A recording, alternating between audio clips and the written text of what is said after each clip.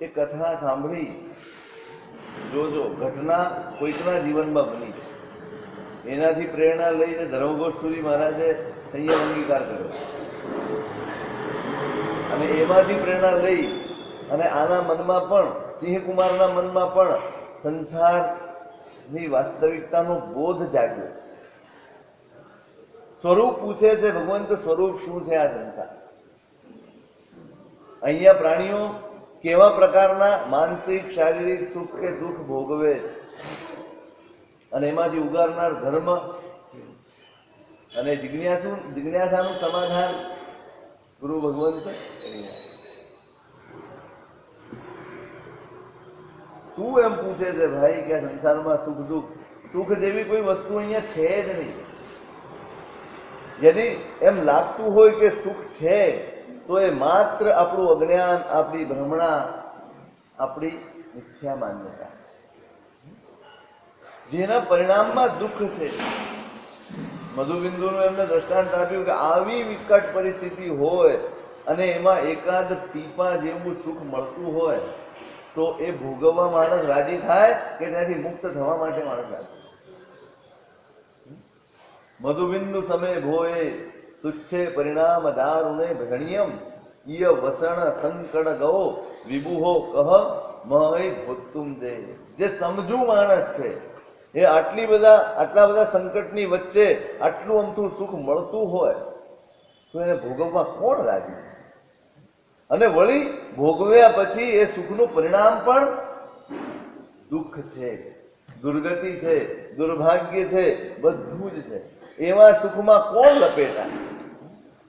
ગળફામાં માખી બેસે, એને એમ થાય કે આમાં સ્વાદ આવશે, એ જઈને ખાપકે અને એમાં પગ મૂકીને બેસી જાય, પછી ઉડી ન શકે. એ સુખ કેવું?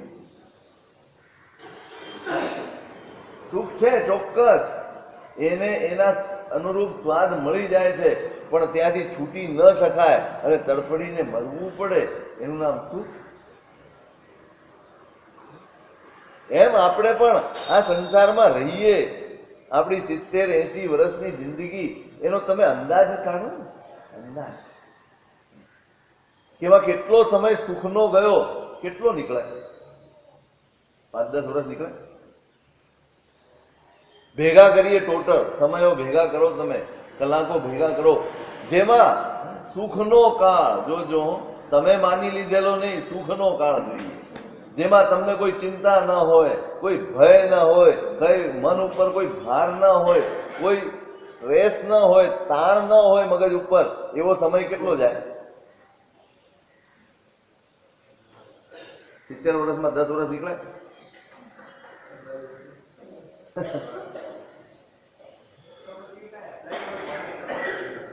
તો સિદ્ધાંત થયો, એપ્લાય કરો તો બને, પણ કરે છે કોણ? મોટા ભાગના કરે છે કોણ? શેમાં જીવે? તાણમાં જીવે, ભારમાં જીવે, ચિંતામાં જીવે, ભયમાં જીવે, નિરંતર 24 કલાક કંઈક ને કંઈક આયોજન. આજની મજા કોઈ માણતું નથી, આજનો આનંદ કોઈને નથી. સૌને આવતીકાલની ચિંતા. શેની ચિંતા? સૌને આવતીકાલની ચિંતા છે. આજ જે છે, જે દિવસ છે, જે આનંદ છે, કાંઈ કાલ શું થશે, કાલ શું થશે, કાલ શું થશે. આયોજન રોજ આપણે આયોજન કરીએ છીએ આવતીકાલ, અને આવતીકાલ આપણા જીવનમાં ક્યારે આવી જાય?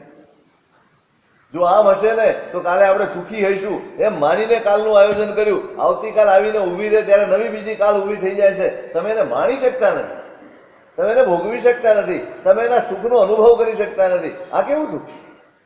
અને આખી જિંદગી આ ધસરડામાં ચાલી જાય. તો આવા તુચ્છ સુખની પાછળ આખી જિંદગી કોણ વેડફવા તૈયાર થાય? અત્યારે હું કહે છે કે ભાઈ કોણ ડાયો માણસ આવા સુખમાં લપેટાય? માટે આ બધું જ અનિત્ય છે. આ મનુષ્ય ભાવ પણ છે ને ક્ષણભંગુર છે, હમણાં ચાલ્યું જશે. આ સ્વજનોનું સમાગમ, એનું સુખ સુખ છે. આ મારા છે, મને પ્રેમ કરે છે, બધું સુખ, પણ કેટલો? આપણા હાથમાં કાંઈ નથી. મહત્વનું એ છે સુખ તેને કહેવાય જેના ઉપર આપણો અધિકાર. જે આપણા હાથમાં હોય, આપણે ઈચ્છીએ ત્યારે ઈચ્છીએ તે રીતે ભોગવી શકીએ ને એનું નામ સુખ. કોને કહેવાય? તમે ઈચ્છો ત્યારે, તમે ઈચ્છો તેટલું, તમે ઈચ્છો તે રીતે જેને ભોગવી શકો એનું નામ સુખ. એવું એક પણ સુખ તમારી પાસે હોય તો બતાવો. નહીં, આપણી પાસે છે, આપણને ખબર નથી ક્યાં સુધી છે, બસ આપણે એમાં છીએ. કઈ ક્ષણે આપણા હાથમાંથી સરી પડશે આપણને ખબર, કઈ ક્ષણે એનો સમય પૂરો થઈ જશે ખબર નથી. કાં પુણ્ય પૂરા થઈ જશે, કાં સમય પૂરો થઈ જશે, કંઈક પણ પૂરું થશે. આપણે ઈચ્છીએ ત્યાં સુધી કશું જ ભોગવી શકીએ. અધિકાર એક ઉપર પણ આપણો નથી, માટે સુખ નથી. હમણાં વચમાં વ્યાખ્યાનમાં પણ વાત થઈ ત્યાં સ્વાધીન હોય તેનું નામ પુણ્યાપેક્ષમ અપી એવમ સુખમ પરવશમ સ્થિતમ. હરિભદ્ર સુરી મહારાજે કહ્યું કે જે સુખને પુણ્યની અપેક્ષા છે એ પણ દુઃખ છે. કારણ પરવશ, પુણ્યને પરવશ સુખ, માટે એ પણ દુઃખ. કારણ કે લક્ષણ જ એવું બાંધ્યું, સર્વમ પરવશમ દુઃખમ સર્વમ આત્મવશમ સુખમ. પરવશ હોય તે દુઃખ, તો જે સુખ પુણ્યની અપેક્ષા રાખે, પુણ્યને પરવશ છે એ પણ દુઃખ. આ બધું જ ચાલ્યું જવાનું. માટે સુખ નિહાણમ્મી સયા ધમ્મમ્મી મહિમ ઘડમ ગુરુ. માટે સુખનું નિધાન જે છે એવા ધર્મમાં ભાઈ બુદ્ધિને જોડ, તારી જાતને એની સાથે સાચા સુખની ઓળખ ધર્મ કરાવો. સાચા સુખ સુધી ધર્મ પહોંચાડશે. સુખ ક્યાં છે? ના, ધર્મમાં ક્યાં છે? બસ મારામાં સુખ છે ને મારા સુધી પહોંચાડવાની તાકાત ધર્મમાં છે, એ સિવાય કોઈનામાં નથી. માટે ધર્મ કરો. જે ધર્મ મને મારા સુધી ન પહોંચાડે ને એ ધર્મ પણ મારા માટે ન કામ. મારી ઓળખાણ કરાવે અને મારા સુધી પહોંચાડે એ ધર્મ સાચો.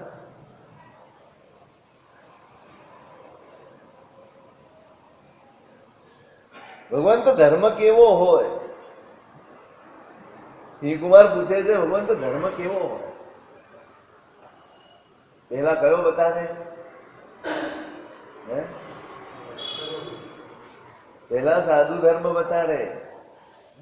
ભાઈ સાંભળ, કેવો હોય? ખમાઈ ગો ક્ષમા ખંતી યમદ્દવજ્જમ મુક્તિ તો સંજમેય બોધવ્ય સચ્ચમ સોવમ અકિંચનમ ચ બમ્બમ ચ જય ધમ્મો.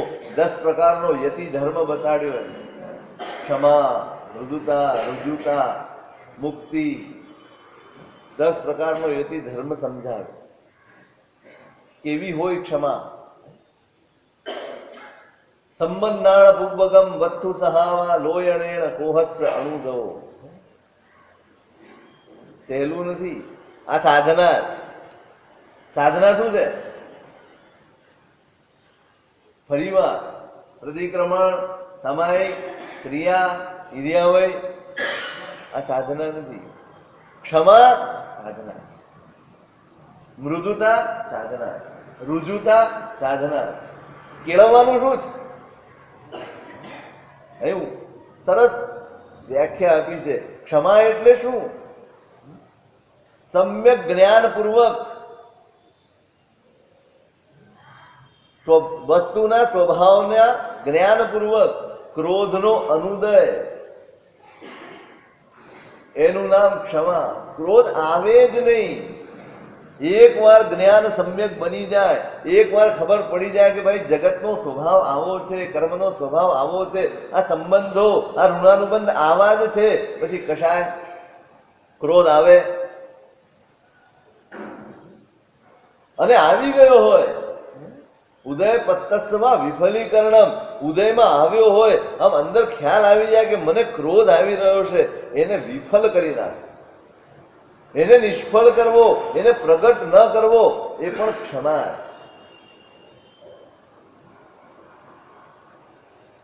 જ્યાં સુધી જ્ઞાન સમ્યક નહીં બને, જ્યાં સુધી જગતનું સત્ય સમજમાં નહીં આવે, ત્યાં સુધી કશાયોથી બચવું બહુ અઘરું છે. ધર્મ થઈ શકશે, પૈસા ખર્ચી શકાશે, તપ કરી શકાશે, ક્રિયા કરી શકાશે, બધું જ કરી શકાશે, પણ જે ખરેખરો ધર્મ કરવાનો એ ચૂકી જવાય, એ ચૂકી જવાય. આ જ છે ખરેખરી સાધના. શું છે? વારંવાર જે પજવણી થાય છે અંદર આપણને, આપણા આત્માને જે પજવણી આ કષાયો થકી થાય છે, એમાંથી મુક્ત થવાનો પુરુષાર્થ, એનું નામ ધર્મ. આત્માને પજવણીમાંથી મુક્ત કરવાનો. કેટલા બધા ભેગા થઈને પજવે, 5 ઇન્દ્રિયો છે, મન છે, આ 6 ભેગા થઈ કોની પજવણી? પળે પળ પજવણી. એવું નથી કે આત્મા નથી ઈચ્છતો આમાંથી મુક્ત થવા, ઈચ્છે છે પણ દબાવી દેવા, એનું સાંભળવામાં જ નથી આવતું. અને નિરંતર એ પજવણીનો ભોગ બન્યા કરે, એમાંથી છૂટવા માટે ધર્મ. બરાબર સમજો ધર્મને. આ જ ધર્મ હોઈ શકે જે આત્માને આ બધાની પજવણીમાંથી છોડાવે. આપણી તો પજવણી વધતી જાય. ઘણીવાર ધર્મ કરતા કરતા કરતા પજવણી વધતી જાય છે આપણી અંદર. અહંકાર મોટો થતો જાય, કષાયો વધતા જાય, ઈર્ષ્યા ને દ્વેષ વધુ ને વધુ પ્રમાણમાં વધતા જાય. આ બધું શું છે?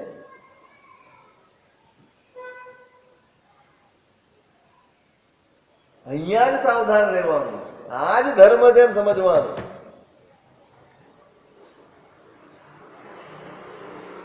વસ્તુ સહાવાય લોહીને બસ જુઓ, સામે તમારી સામે તમારા માતા નથી, પિતા નથી, ભાઈ નથી, બહેન નથી, પતિ નથી, પત્ની નથી, દીકરો દીકરી કાંઈ જ નથી. તમારી સામે માત્ર એક પદાર્થ જે કર્મથી ઘેરાયેલો છે અને એ રીતે વર્તી રહ્યો છે. કોના ઉપર કશાય? કોના ઉપર? કેટલા ઉપર કશાય કરીશ? આ અનુકૂળ, આ પ્રતિકૂળ, આ સારું, આ નબળું, કેટલા ઉપર રાગને દ્વેષ કરશો? ક્યાં ક્યાં કરશો?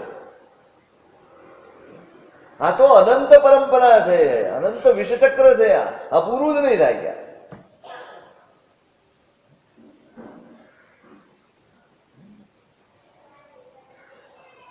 એવી રીતે મૃદુતા એટલે શું? તો કે માનનો અનુદય. માનને, અહંકારને ઉભો ન થવા દેવો. થતો હોય તો નિષ્ફળ કરવો. શેનો અહંકાર ભાઈ? કઈ બાબતનો અહંકાર કરીએ?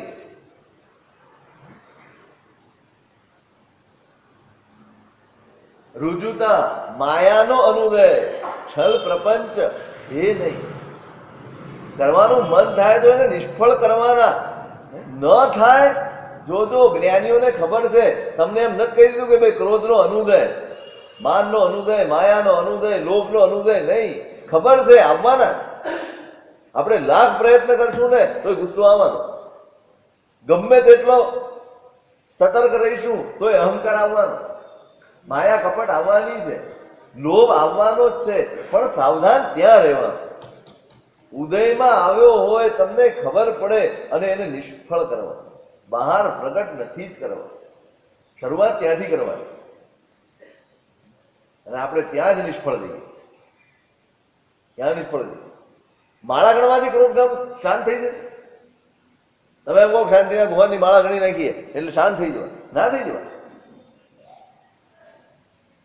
એવા મંત્રોથી સિદ્ધિ થઈ જતી હોત ને બધા મોક્ષે હોત. આપણે બહુ જ પુરુષાર્થ કરવો પડે, સતત સાવધાન રહેવું પડે. ક્યારેક વ્યક્ત બી થઈ જાય તો તત્ક્ષણ એનો નિકાલ લાવવો જોઈએ. હવે જયારે પણ વ્યક્ત થશે ને પેલા એની માફી માંગી. ભલે એની ભૂલ હોય તો માફી હું માંગી.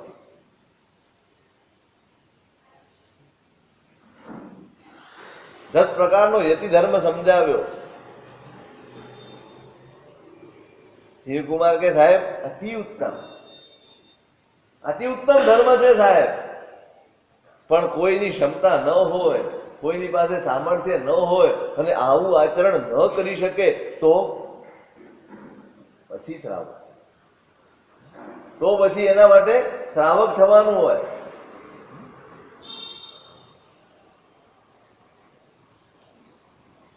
એ કેવો હોય ભગવાન? સમ્યક્તોથી માંડી અને 12 વ્રત એને ત્યાં સમજાવ્યા. એ માત્ર જિજ્ઞાસુ નથી,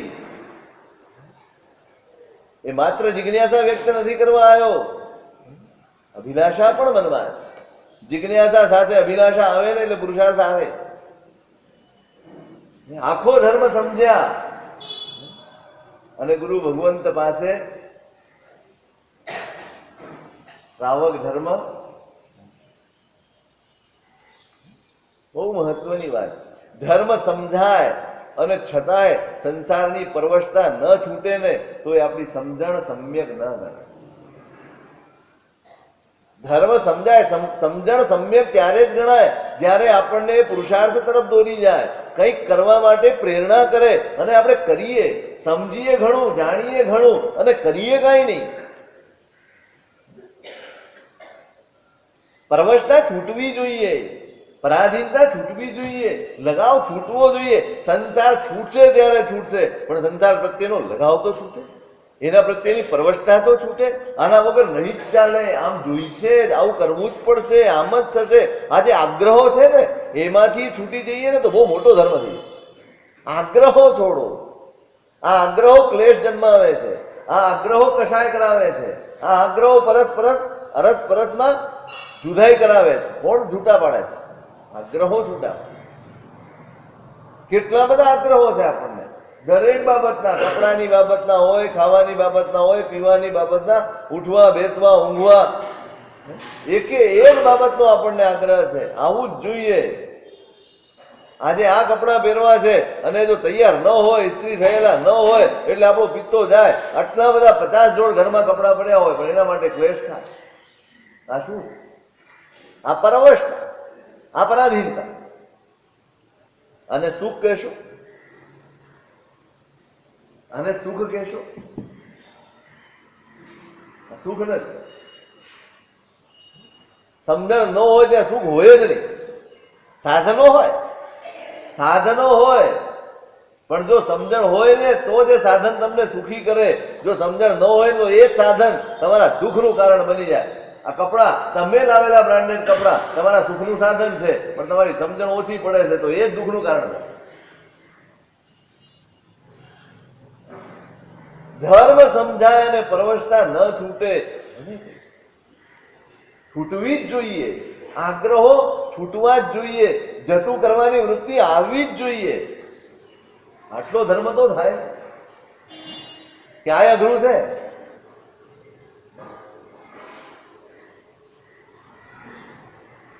સ્વીકાર્યું, પોતાની જાતને કૃતકૃત્ય માને છે. હાશ, હળવાશ, ગુરુ ભગવંતના સમાગમનું ફળ મળ્યું. શું મળ્યું છે? ગુરુ ભગવંતનો પહેલી વારનો સમાગમ. પહેલી વાર. કબૂલ, આપણને પહેલી વારમાં કઈ નથી થતું. બીજી વાર, ત્રીજી વાર, કેટલી વારમાં થશે? હે? એટલે ઉલટાનું વિપરીત ફળ મળે છે. રુજુ થતા જવું જોઈએ એની બદલે આપણે કઠોળ થતા. હા, આપણે એ દ્રષ્ટિએ ગુરુ પાસે, મેં પેલા પણ કહ્યું હતું, તમે કઈ દ્રષ્ટિએ જાઓ છો ને એ જ તમારી અંદર ફેરફાર લાવો છો. તમે કઈ દ્રષ્ટિએ દેવાદિદેવ પાસે જાઓ છો, કઈ દ્રષ્ટિએ ગુરુ પાસે જાઓ છો, કઈ દ્રષ્ટિએ ધર્મ કરો છો. દ્રષ્ટિ તો કેળવો પેલા, સમજણ તો કેળવો પેલા.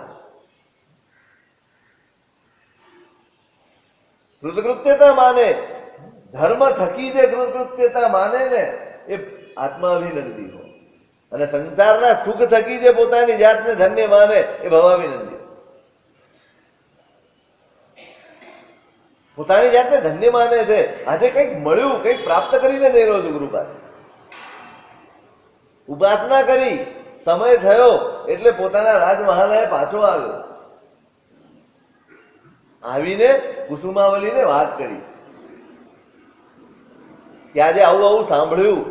તમે કરતા હશો ને ઘરે જઈ કે આજે આવું સાંભળ્યું, આવું કર્યું. એને આખી વાત કરી, આવું સાંભળ્યું, મને આવા પરિણામ થયા અને મેં શ્રાવક જીવન અંગીકાર કર્યું. શું થાય? રાજી થાય કે નારાજ?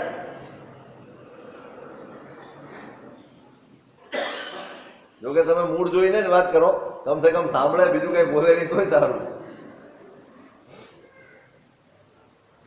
વાત કરી, રાજીપો, અને એને પણ કર્મનો ક્ષયોપશમ થયો અને એને પણ શ્રાવક જીવન અંગીકાર કર્યું.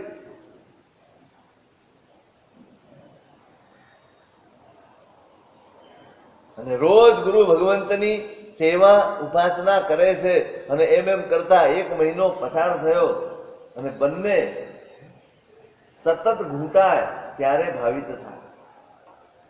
બંનેના હૃદયમાં જીન ધર્મ ભાવિત થયો. હવે વણાઈ ગયું, હવે સહજ થઈ ગયું. ગુરુ ભગવંત તો વિહાર કરી ગયા અને આ બાજુ પુરુષદત્ત રાજા કોણ છે? પિતા સિંહ કુમારના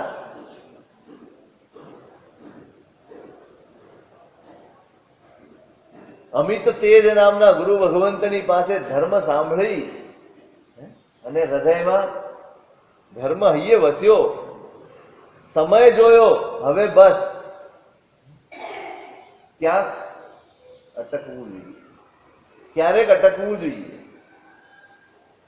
જોયું દીકરો યોગ્ય છે સિંહ કુમાર, એનો રાજ્યાભિષેક કર્યા, એને રાજા તરીકે પ્રજાની વચ્ચે ઘોષિત કર્યો અને પોતે પોતાના ધર્મપત્ની શ્રીકાંતા રાણી એની સાથે પવનનો મુક્તિમગ્ગમ મોક્ષ માર્ગ સ્વીકાર કરી દીધો, સંયમ અંગીકાર. હવે બહુ થઈ. આ આર્ય પરંપરા, આ આર્ય વિવેક છે. શું છે આ? આર્ય પરંપરા ને આર્ય વિવેક છે. નીકળી ગયા, નીકળવું જ જોઈએ. ક્યાં સુધી? ક્યાં સુધી દિનેશભાઈ? અહીંયા હજી કઈ આશાઓમાં આપણે બેસી રહીશું? આ ધીમે ધીમે ધીમે શરીર સાથ છોડી રહ્યું છે. અનુભવાય છે? આપણી જ ગઈકાલ જુઓ અને આજનો દિવસ જુઓ. શરીર સાથ છોડી રહ્યું છે, ઇન્દ્રિયો સાથ છોડી રહી છે.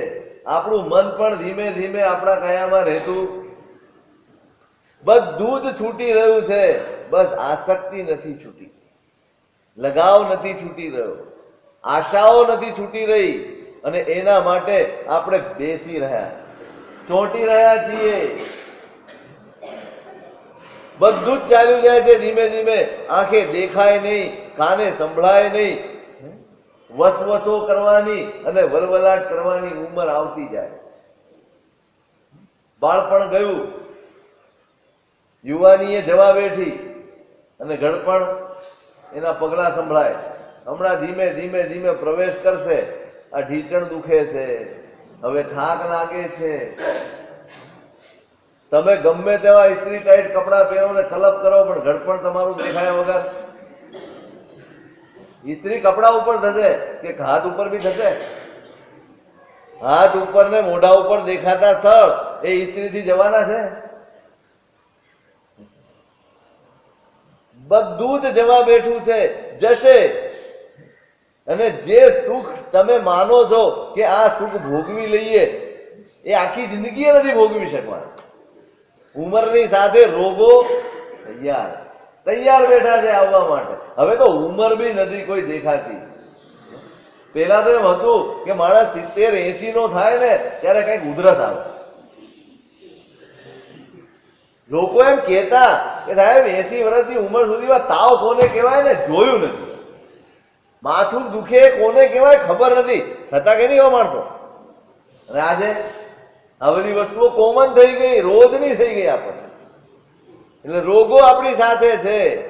તમારા ખાવાના બંધ થઈ જશે, પીવાનું બંધ થઈ જશે, હરવા ફરવાનું બંધ થઈ જશે, સાંભળવાનું ને જોવાનું બંધ થઈ જશે. વલવલાટ કેટલો થશે, કેટલો વલોપાર. પછી 2 જણા ત્યાં 4 જણા બેસીને વાત કરતા હશે, તને સંભળાતું નહીં હોય, શું કરશો? આમ આમ આમ કરશે. શું કરશે?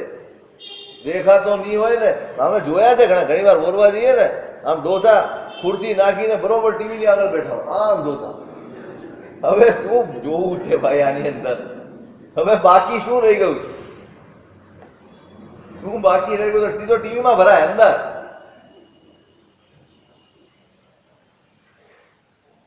ગમશે આ જિંદગી?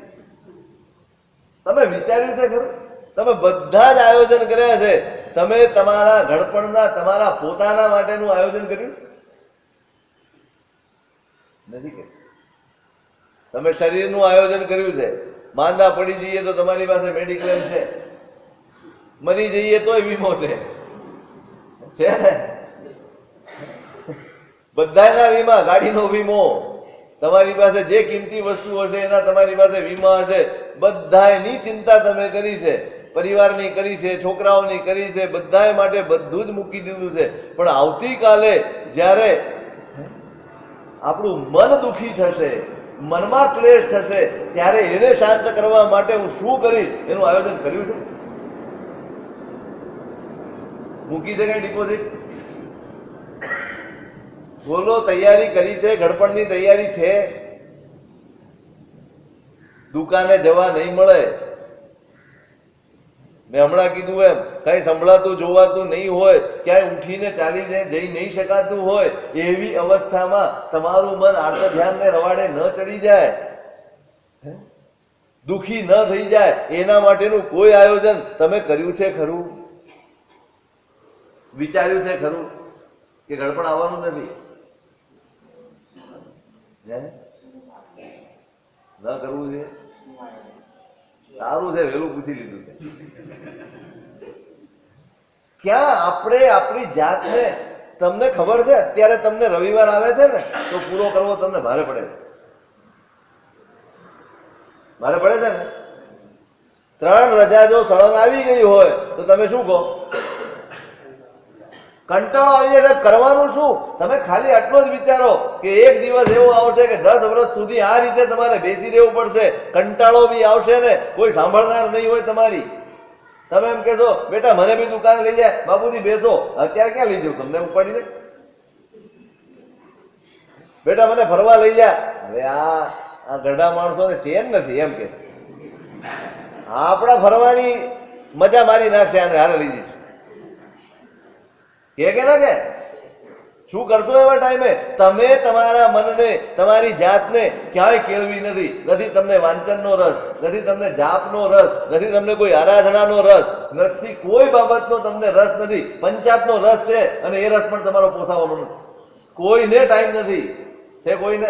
આજે તમને 2 જણા મળે છે બહાર અને તમે વાતો કરો છો, આવતીકાલે એવો દિવસ આવવાનો છે કોઈ કોઈના ઘરે નહીં જાય, કોઈને ગમતું જ નથી. આજે પણ નથી ગમતું. પેલો ફોન કરે ને આવું છું, મારે જવાનું છે જરા જલ્દી આવજે, એટલે આપણો આવે જ. હવે કાંઈ ના કરતો હોય, ટીવીની સિરિયલ જ જોતો. શું આયોજન તમારું?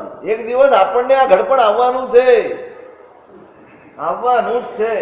અને આ જ પરિસ્થિતિઓ હશે, હાથ પગ ધ્રુજતા હશે, તમારી પાસે કાંઈ નહીં હોય, સ્વાધ્યાય કરવા માટે કાંઈ નહીં હોય, વાંચન કરવા માટે કાંઈ નહીં હોય, ચિંતન કરવા માટે કર્યું જ ને આખી જિંદગીમાં નથી કર્યું.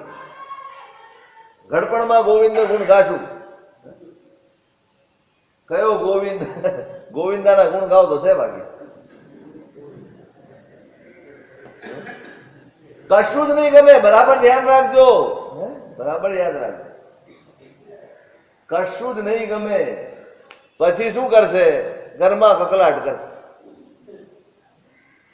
ઘરમાં ટક કરશે, ઘરમાં માથું મારશે, બધી બાબતમાં માથું મારશે. અલખામણા થઈને નીકળી જવું પડશે.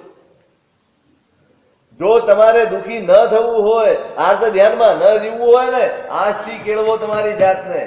તમે એમ નહીં માનતા કે તમારી દુકાન ને તમારી ઓફિસો તમારું કઈ કલ્યાણ કરી નાખશે.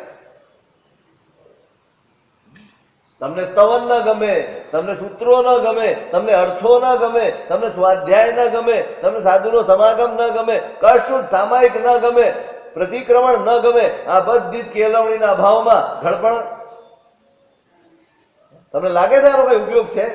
આજે તમને એમ થાય સાહેબ કેવી રીતે શું કરવાનું, આટલો બધો ટાઈમ નથી મળતો. આજે ટાઈમ નહીં આપો તો આવતીકાલનું ઘડપણ તમારું ભયંકર વલોપાતમાં વીતવાનું છે.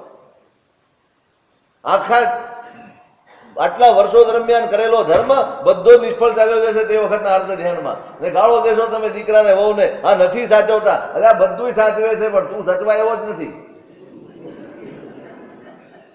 હું હચવા એવો જ નથી પણ સવારથી ડિમાન્ડો ચાલુ થઈ જાય. મને ટીવી ખોલી આપો, મને આમ કરી આપો, મને તેમ કરી આપો. પણ બેઠો બેઠો માળા જપને ભાઈ. પણ નહીં, માળા હાથમાં લેવી નહીં ગમે.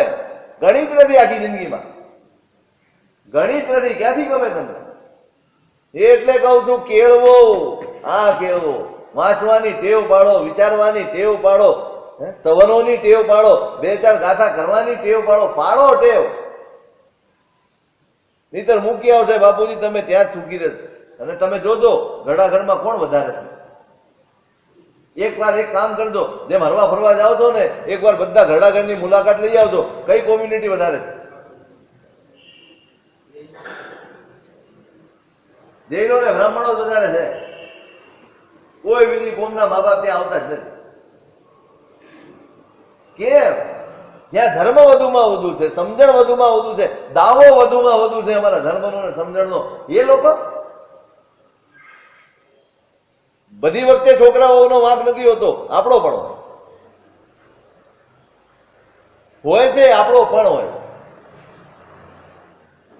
અત્યારથી શીખી જાઓ. તમે નીકળો નહીં તો કાંઈ નહીં, નિવૃત્ત થતા તો શીખો.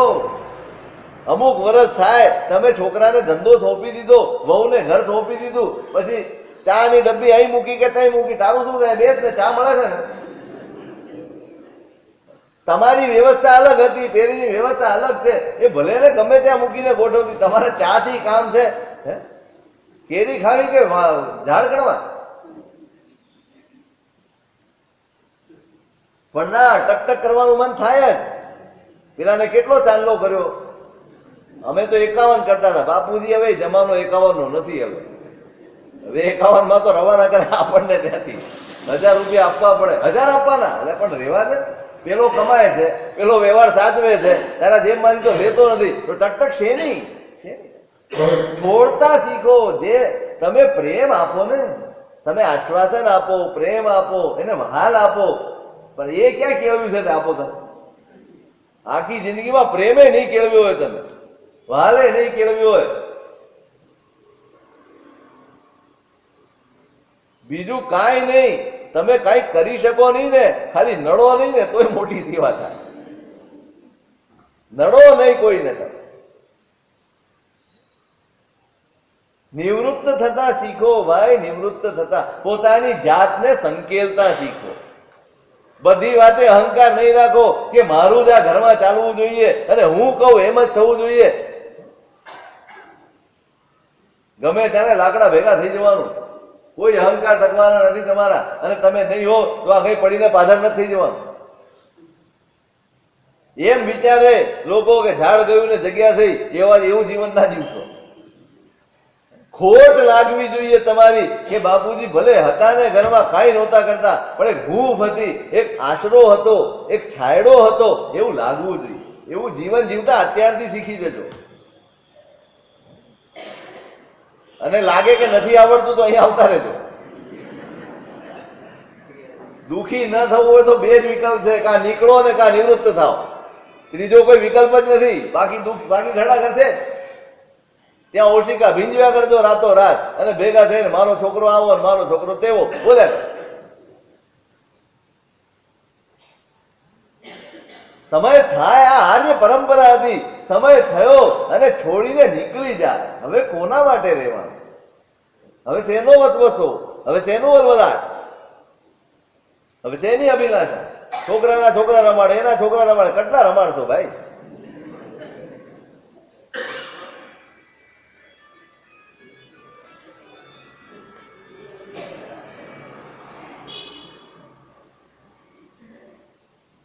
કા નીકળો ને કા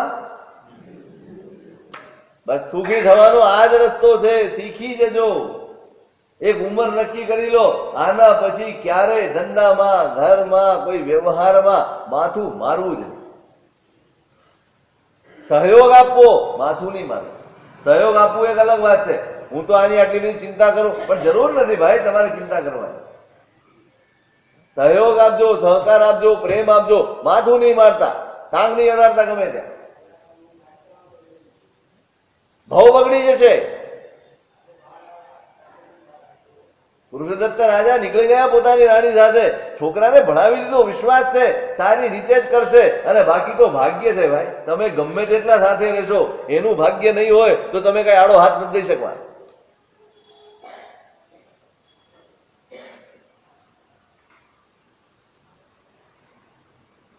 સિંહકુમાર સરસ રીતે રાજ્યનું સંચાલન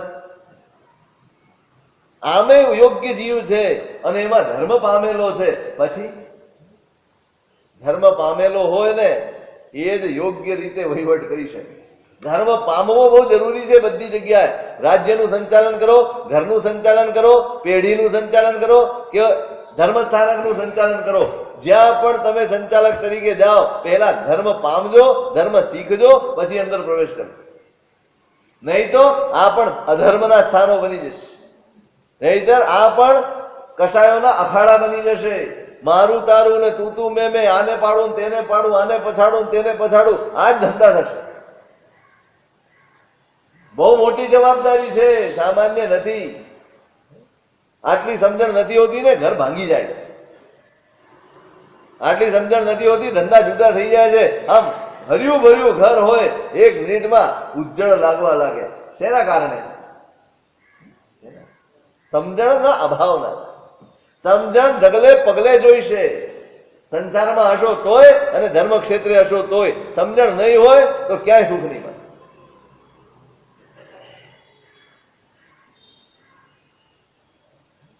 અને આ રીતે સરસ રીતે રાજ્ય ચલાવતા ચલાવતા ચલાવતા ઘણો કાળ વીત્યો છે. અને અહીં અગ્નિશર્મા તાપસ પેલો દેવ થયેલો છે, વિદ્યુત કુમાર દેવ થયેલો. ત્યાંથી ચવીને સંસારમાં ભટકી ભટકી અને ક્યાંક બાલ તપ કરી અને પૂર્વ કર્મના વિપાકના દોષથી કુસુમાવલીની કોખમાં આવે. કર્મ ભેગા કરી આપશે. તમે ગમે ત્યાં જાઓ, ગમે ત્યાં ભાગો, આનાથી બચીને ભાગી જાઓ, આનાથી બચીને મરી જાઓ, કંઈ પણ કરી લો, કંઈ પણ કરી. પણ તમે ગમે તેટલા મોબાઈલ બદલી નાખો, પણ જો સ્ટોરેજ કરેલું હોય ને ચીપમાં, એ ક્યાંય જવાનું ન હોય. એ તો રેત સાથે નવો મોબાઈલ લો તો એમાં ખુલે. તમે શરીર બદલો, ભાવ બદલો, ગમે તે બદલો, ઋણાનુબંધને તોડી નથી શકાય.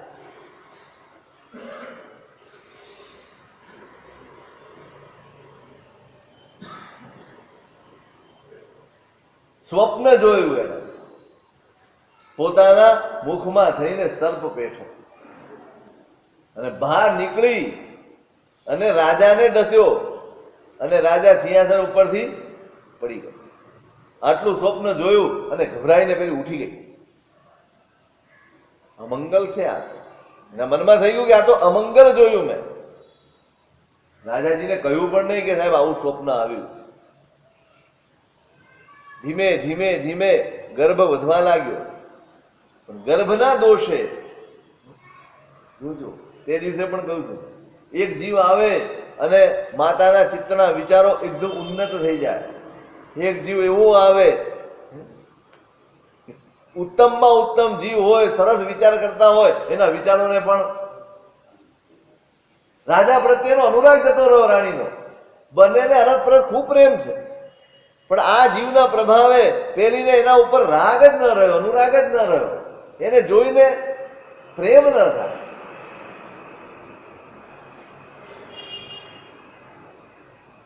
અને આ બાજુ રાજા, એની પરિસ્થિતિ જોઈને એને વિશેષ પ્રેમ થાય છે એના ઉપર.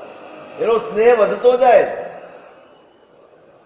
એની સખીઓએ કહ્યું કે તમે આ બરાબર નથી કરતા, કે તમે રાજા ઉપર તમને આમ પ્રેમ ન થાય, તમે આવે તમારી સાથે આટલી બધી વાત કરે અને તમે આમ જાણે ઉપેક્ષા કરતા હોય એવું લાગે, તો એ યોગ્ય નથી કરતા. પેલી કે પણ કરું શું? આ ખરેખર આ જે ગર્ભમાં જે જીવ આવ્યો છે ને એના કારણે આ બધું થઈ રહ્યું છે. નહીતર આમના પ્રત્યે મને પ્રેમ ન હોય એવું કેવી રીતે બની શકે? સંભવે જ કઈ રીતે? અને એક વાર એને દોહદ ઉત્પન્ન, આ જ રાજાના આંતરડા મારે ખાવા. જોજો, અંદર એક જીવ બેઠો છે, એ આને બગાડી રહ્યો.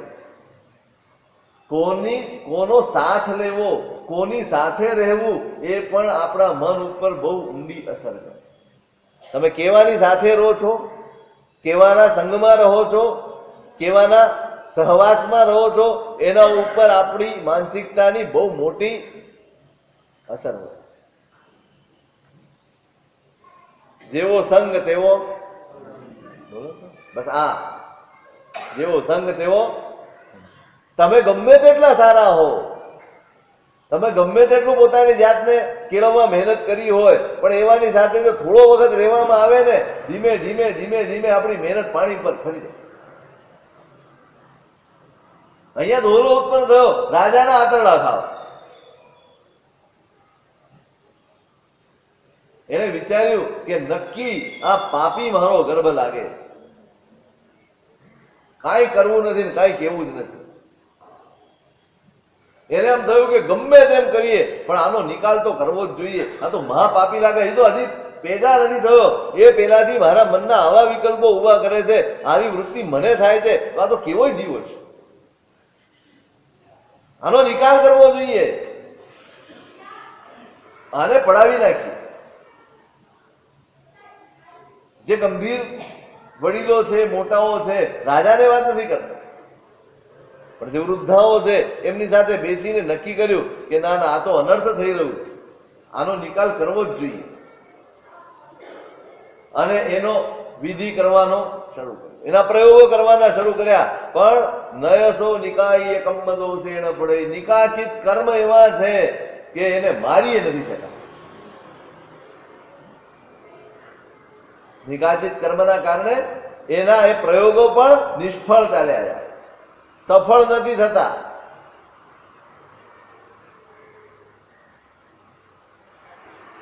હવે એક બાજુ પેલાનો કાંઈ થઈ શકતું નથી અને મનમાં જે દોહત થાય છે પૂરો થતો નથી, એના લીધે સતત દુર્બલ થતી જાય, નબળી પડતી જાય છે.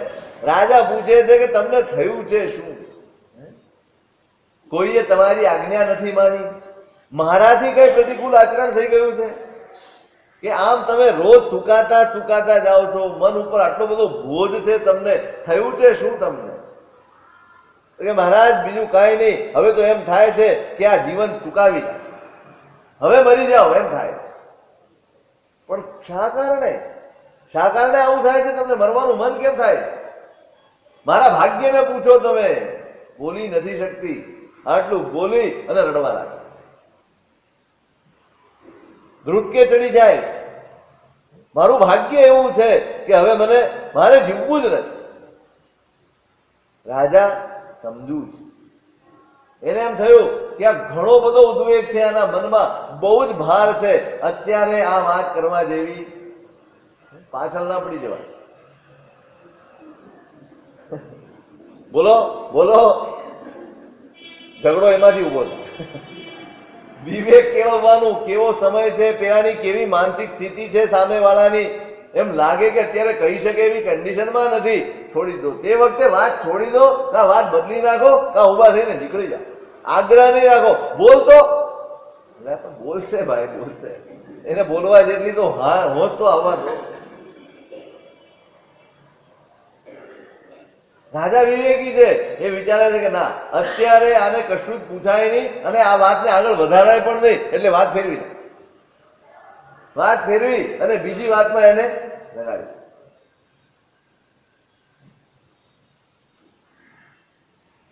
ત્યાં એમની બધી સખીઓ એટલી વારમાં આવી, એટલે રાજા એમને પ્રેમથી ઠપકો આપે છે, ભલા માણસ આટલા બધા સમજુ છો અને આ રાણી આમને આમ દિવસે દિવસે ખવાતી જાય છે, સુકાતી જાય છે અને તમને કાંઈ પડી નથી, તમે ઉપેક્ષા કરો છો આની? તો કે ના મહારાજ, વાત એવી નથી. એક બાજુ લઈ જાય છે અને રાજા એને પૂછે છે કે શું બન્યું છે મને કહો. સાહેબ આજે પણ અત્યારે પણ તમને કહી શકાય એવું નથી, પણ છતાંય બીજો કોઈ ઉપાય નથી, માટે હું તમને આખી વાત કરું. અને બધું જ એને અથથી ઈતિ સુધીની બધી ઘટના આ ગર્ભમાં આવ્યો ત્યારથી એના મનની જે સ્થિતિ છે એ આખી મનસ્થિતિ એને ખુલ્લી કરી કે સાહેબ આવી પરિસ્થિતિ છે.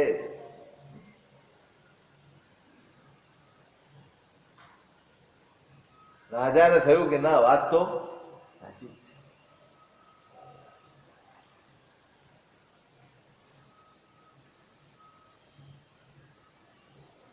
એમણે કીધું કે અત્યારે તમે જેમ છે એમ રહેવા દો, હું ઉપાય વિચારું છું, કઈક ઉપાય આવશે ત્યારે હું જણાવીશ, એ રીતે તમે. અને પોતાનો મતિસાગર નામના મંત્રી છે એમને બોલાવ્યા અને એની સાથે ચિંતન કર્યું છે કે ભાઈ આને કોઈક ઉપાય તો કરવો જ પડશે, આનો દોહલો પૂરો તો કરવો જ પડશે કંઈ પણ કરી. મંત્રી છે, બુદ્ધિમાન છે, એને નક્કી કર્યું કે રાજાને 2 દિવસ ભૂખ્યા રાખવાના. એટલે 2 દિવસ ભૂખ્યા રહે ને એટલે પેટ ઉતરી જાય અંદર, એટલે ઉપર કૃત્રિમ આંતરડા બનાવી અને એની એવી રીતે બધું કરવાનું કે જેથી રાણીને ખબર ના પડે. રાણીને જઈને કહી દીધું કે તમે બિલકુલ ચિંતા ના કરશો, આપણે અમારી પાસે એવી કળા છે, એવા ઔષધ પણ છે, એવી વિદ્યા પણ છે કે આપણે આંતરડું કાઢશું ને તો રાજાજીને કાંઈ નહીં થાય. આવું સાંભળી કેવી રીતે શકાય? સાંભળી ન શકાય. પણ ગર્ભમાં આવેલો જીવ એટલો ભયંકર પરિણામી છે કે એના લીધે આ વાત પણ પેલી સાંભળી શકે, મંજૂરી આપે છે અને એ પ્રમાણે કરી. પણ પછી એને વિહ્વળતા થાય છે, ખરેખર રાજાજીનું શું થયું? એને લાવીને રાજાજીને સામે ઉભા રાખે છે, જો દેવી રાજાજી કેમ છે, તમે ચિંતા. આ રીતે એનો દોહદ પૂર્ણ કર્યો. પછી મંત્રીએ રાણી સાથે સંતલસ કરી કે મહારાણીજી, જ્યારે પણ બાળકનો જન્મ થાય ત્યારે કોઈને પણ સમાચાર ના આપશો, પેલા મને કહેજો. આનું કંઈક ને કંઈક એ પણ સમજી ગયો છે કે આનું હોવું એ આપણા માટે અનર્થકારી, મહાન અનર્થનું કારણ બનશે. એટલે એમને પહેલેથી કહી દીધું, તમે બસ મને કેવડાવી દીધું એટલું કરજો, રાજાજીને કોઈ રીતે સમાચાર ના આપો.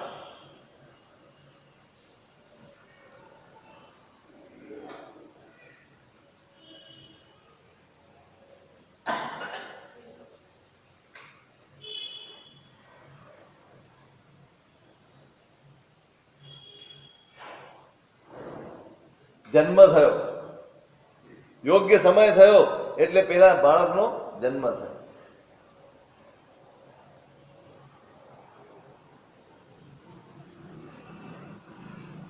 મંત્રીએ કહ્યું કે આ ગર્ભ આપણા રાજાજી માટે અમંગળ રૂપ છે, આ દીકરો આ રાજાજી માટે અમંગળ રૂપ છે, એટલે આને કોઈ પણ રીતે અહીંયાથી દૂર કરી દેવું. બંને સંતલસ કરી નાખી અને પેલી દાસી એને તે ગર્ભ એટલે કે બાળક, તાજું જન્મેલું બાળક પેલી દાસીને સમજાવી અને એને સોંપી દીધું.